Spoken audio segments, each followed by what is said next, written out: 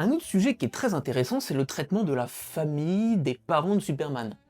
Dans Man of Steel, on a ses parents, je dirais, adoptifs, qui sont présents, mais comme on l'a dit, on s'en tamponne un peu, et ses parents biologiques, qui eux ont une très grande importance. C'est l'héritage de Krypton qu'il porte sur ses épaules et qu'il revendique face au monde entier. Dans celui de James Gunn, c'est un petit peu, en fait, le même parti pris au début, mais quand on apprend un petit peu la nature du message de ses parents, on se rend compte que Superman se remet pas mal en question, et c'est assez intéressant. Et je pense que le Superman de Man of Steel aurait rendu très fier les parents du Superman de James Gunn. Et je pense que c'est pas involontaire. Toujours est-il que moi j'ai toujours trouvé ça bizarre que Superman soit autant attaché à ses origines kryptoniennes. Alors oui, c'est important de connaître là où on vient, et c'est important que cela puisse nous inspirer, surtout pour quelqu'un qui a des super pouvoirs et qui se sent différent du reste de la population. Mais il faut bien se dire que Superman, il a grandi sur Terre. Ses parents, ils sont terriens. Il a grandi à la campagne. Il n'y a pas plus terrien que lui, en fait.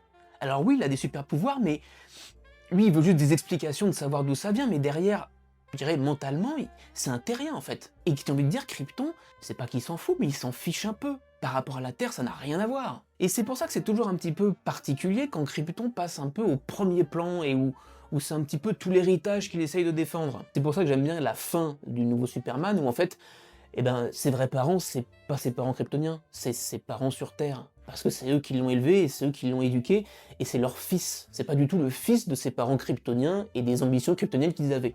Et ce qui va être intéressant, c'est de voir justement, dans les prochains films, avec Supergirl, c'est que Supergirl, elle, pour le coup, elle a grandi sur Krypton, et c'est à l'adolescence, enfin c'est à son adolescence à elle, en fait, que Krypton a été détruite.